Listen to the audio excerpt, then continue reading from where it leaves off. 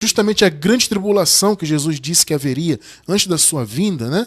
Jesus não disse que haveria uma grande tribulação que jamais havia acontecido e jamais aconteceria uma outra igual. Foi exatamente o que aconteceu com os judeus. Porque a profecia da vinda de Jesus, amado, não era para o mundo inteiro, era para Israel. É claro que houve uma consequência espiritual para todo o mundo. Como eu disse, está tudo isso explicado em nossos estudos de escatologia consumada. Eu não vou me aprofundar nos detalhes, tá? Então, houve uma consequência espiritual, claro, para toda a humanidade, de todos os tempos, não só daquele tempo, mas do passado daquela época, do presente daquela época e do futuro, os quais nós pertencemos hoje, né? Hoje nós somos o futuro daquela época, obviamente. Então, houve uma consequência espiritual, etc. Mas, em termos de acontecimentos históricos, isso se referiu apenas a Israel, porque foi o juízo profetizado contra Israel. Israel deveria ser julgado. Israel, inclusive Jerusalém, é a grande meretriz, que muitos dizem que é a Igreja Católica. Olha que coisa, né? Até poderia ser, se fosse o caso, né? Se realmente o Apocalipse fosse no futuro, poderíamos dizer que a igreja chamada Igreja Católica, né? Igreja, né? Poderia ser essa tal meretriz do Apocalipse, a grande meretriz, mas na verdade não é. A grande meretriz foi Jerusalém. Interessante isso, né? Se você estudar lá, você vai ver direitinho. Tá? Então tudo já se cumpriu, tudo já foi consumado. Então o juízo já veio contra a grande meretriz, né? E tudo já se cumpriu.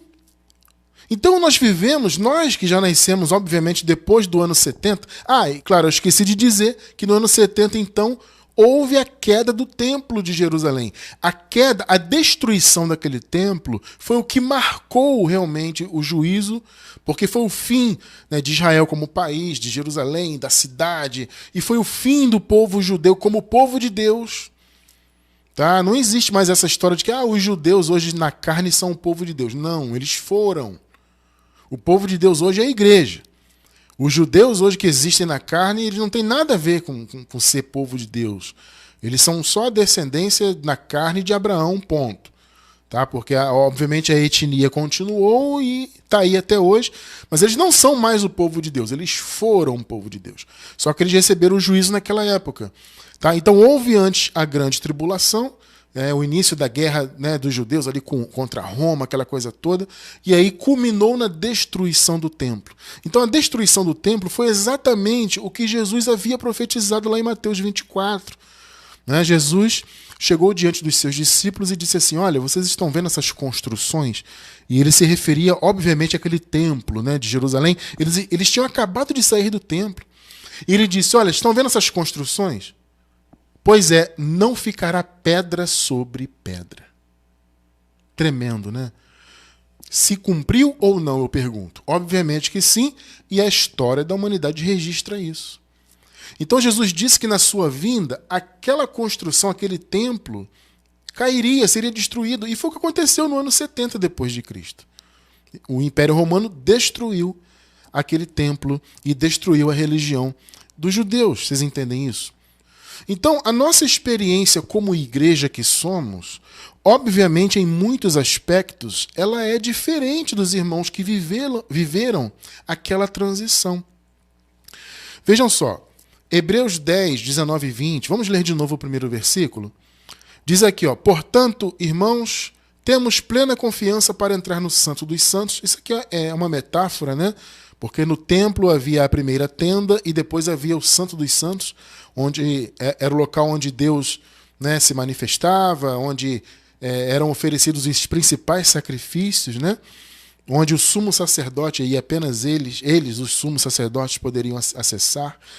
Então aqui, metaforicamente, o texto está dizendo o seguinte: agora nós temos confiança de adentrar o Santo dos Santos, o Santo dos Santos, né? Claro, metaforicamente, pelo sangue de Jesus, pelo novo e vivo caminho. Vejam só que interessante. Ou seja, Jesus, quando morreu, ele inaugurou, ele abriu um novo e vivo caminho pelo véu, isto é, pelo seu corpo, né? O corpo de Jesus, então, nessa metáfora, era o véu que se rasgou na cruz. Então, ao se rasgar, né, quando o véu se rasgou, inclusive o véu do templo literalmente se rasgou também, né? Quando isso aconteceu, isso foi um símbolo de quê? De uma abertura para esse novo caminho. Só que, abençoados, entendam uma coisa. Da morte de Jesus e de sua consequente ressurreição até o ano 70, que foi a vinda de Jesus, houve o que nós chamamos de período de transição. Por quê? Antes da cruz era lei, não era? Era o império das trevas. Lei, condenação do pecado, morte espiritual, morte da alma, ausência do Espírito Santo, condenação. Ou seja, esse foi o período anterior à cruz. Na cruz, o Senhor pôs fim à lei. Por isso que a palavra diz que o fim da lei é Cristo. O sentido de fim não é finalidade. Ainda que se pudesse traduzir o fim por finalidade, só que o sentido ali é o principal sentido da palavra fim no grego, que é limite, fronteira. Ou seja, Jesus ele foi o limite da lei. A lei foi até Cristo. E Cristo pôs fim a ela. Em que sentido? No sentido de que ele cumpriu a lei plenamente. O Senhor cumpriu toda a lei. Nós costumamos dizer que Jesus cumpriu o espírito da lei, né? Porque ele cumpriu o que realmente precisava ser cumprido. Jesus, principalmente a partir do seu ministério, ele não se preocupava com os mandamentos de homens da lei. Ele se preocupava em cumprir o que precisava ser cumprido, porque era necessário o cumprimento da lei para que a graça fosse liberada, obviamente. Né? Então Jesus cumpriu toda a lei e isso culminou lá no Calvário, quando ele foi o próprio Cordeiro de Deus e derramou o seu sangue, a sua vida ali. Tá? Então ali ele inaugurou a graça, o novo caminho. Ele inaugurou realmente na cruz e na sua ressurreição. Só que, amados, até a vinda de Cristo, então foi um período transitório de lei para plena graça. Então, antes da cruz, era plena lei. Condenação, como eu falei, né? Condenação, morte, etc. Plena lei. Na cruz, Jesus pôs fim à lei e iniciou a graça. Nós chamamos a graça de sétimo dia. Lembram-se do sétimo dia do descanso de Deus lá na criação? Claro que aquilo é um sétimo dia profético, né? A gente sabe que Deus ele não tem características humanas de precisar descansar. Então aquele descanso de Deus na criação, na verdade, foi um descanso profético, que apontava para o sétimo dia. O que é o descanso? O descanso é Jesus. Tá? Diferentemente do que muitos pensam que o descanso hoje ainda é um dia, né? Um Shabat, de 24 horas, que começa na sexta-feira no pôr do sol até o pôr do sol de sábado. Não, amado, isso foi na lei. Tá? O sétimo dia agora é a graça, é Cristo. E esse sétimo dia nós costumamos dizer, na metáfora, que ele começou na cruz, só que assim como os dias normais que nós temos, eles começam à meia-noite, mas existe o quê? Um período de transição da escuridão para o amanhecer. No momento que estamos gravando, estamos ao vivo, né, e gravando esse estudo também, nós estamos em um período do dia, estamos pela manhã. Só que até chegarmos nesse momento que estamos agora, houve uma madrugada. Ou seja, houve um período de transição, da meia-noite até que o sol nascesse, não é isso? Então, metaforicamente, aconteceu isso com a graça. O sétimo dia, que é a graça, ele começou na cruz. Então, metaforicamente, podemos dizer que na cruz houve a 0 hora do sétimo dia. Né? Então, Jesus morreu e inaugurou o sétimo dia.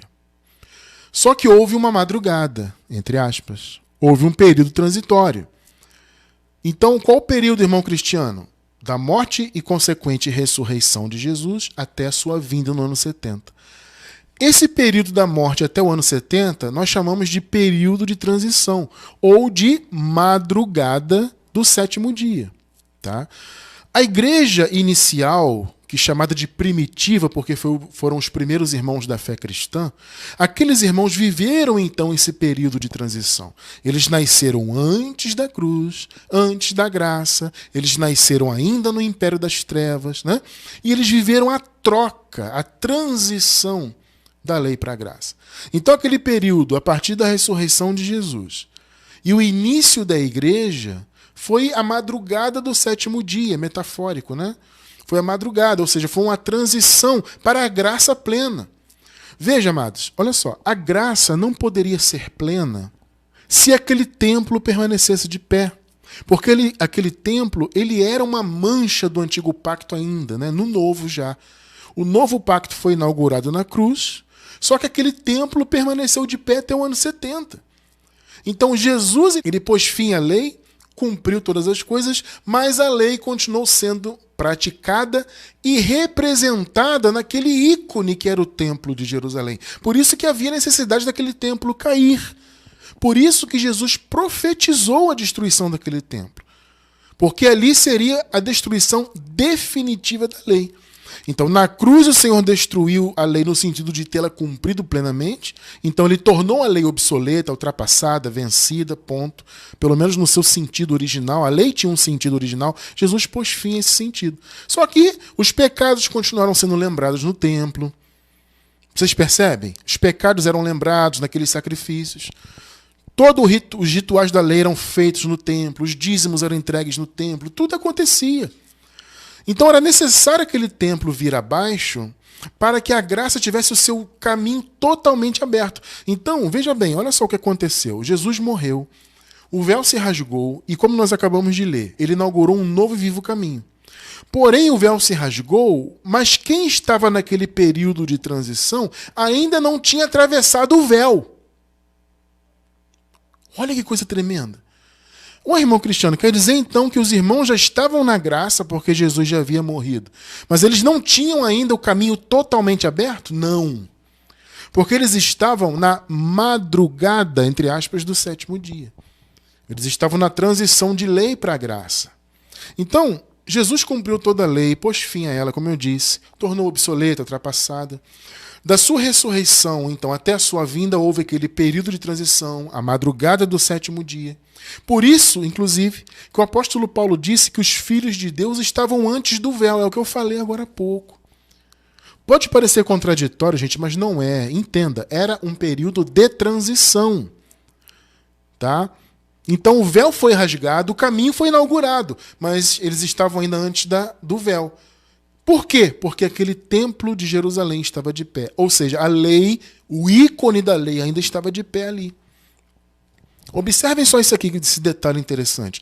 Romanos capítulo 8, versículos do 19 ao 21, nova versão internacional. Vejam só.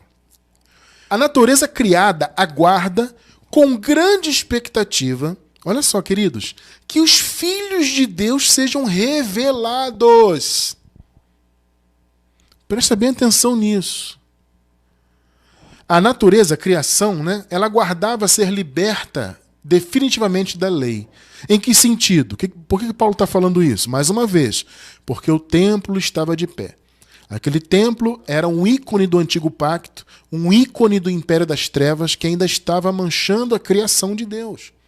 Por isso que Paulo diz que a criação, ou seja, a natureza criada, aguarda. Olha só, vocês percebem que é um período de transição mesmo? Porque a natureza, a criação, ainda aguardava ser liberta. E ela aguardava com grande expectativa que os filhos de Deus sejam revelados. Observem bem isso. Ou seja, os filhos de Deus, olha o que eu vou dizer, naquele período da igreja primitiva, ainda estavam debaixo do véu. Mas, irmão Cristiano, isso é contraditório. Como é que se eles já estavam em graça, como é que eles ainda estavam debaixo do véu? Gente, tá escrito, está claro aqui. Por quê? Porque o templo estava de pé. A vinda de Cristo ainda não havia acontecido. Logo, aquele período da madrugada, entre aspas, do 7º dia não tinha acabado, era transição ainda. Então, o caminho da graça, o novo e vivo caminho, já havia sido inaugurado, né? O véu já havia se rasgado, mas olha só, os filhos ainda precisavam da revelação. Aqui, revelação, gente, não é no sentido de revelação de entendimento da palavra, não é isso. É que eles estavam ainda na transição. O caminho da graça foi totalmente aberto quando aquele ícone da lei foi destruído. Ali foi o amanhecer do 7º dia. 7º dia é este que nós estamos vivendo até agora e para sempre. Esse 7º dia é eterno, tá? Inclusive o sol do 7º dia nunca vai se pôr. é para sempre de dia, tá? Nessa metáfora que nós usamos, tá?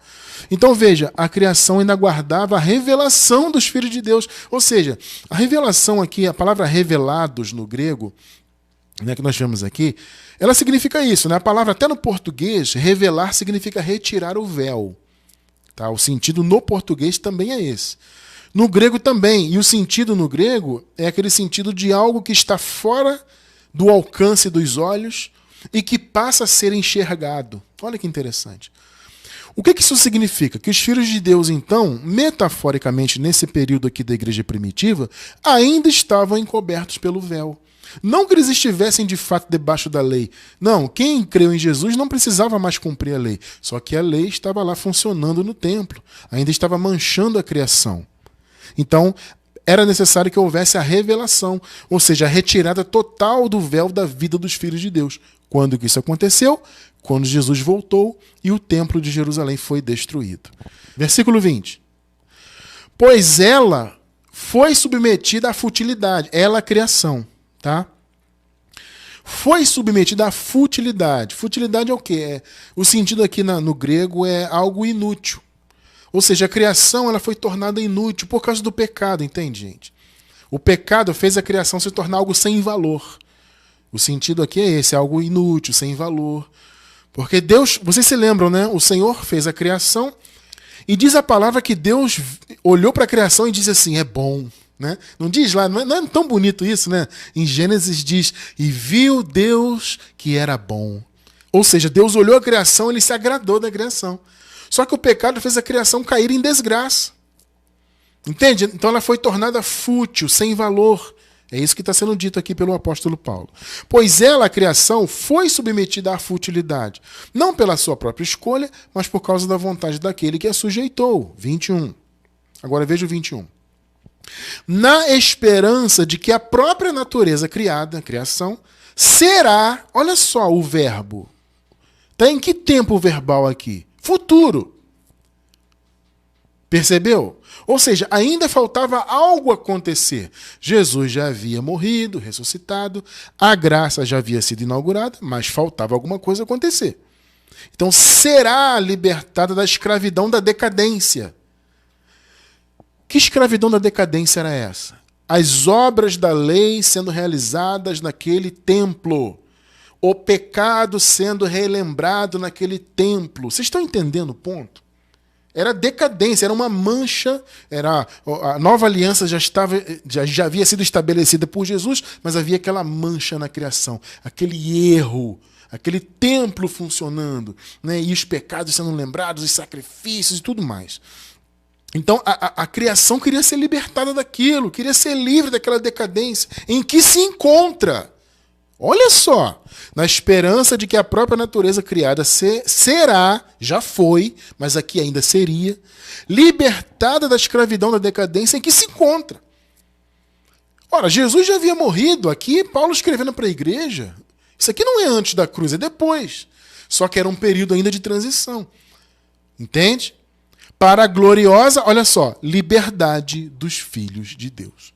Então, gente, veja bem, a graça já havia sido inaugurada, mas os filhos de Deus ainda estavam antes do véu, encobertos pelo véu. Por isso Paulo disse, olha, a criação aguarda a revelação dos filhos de Deus.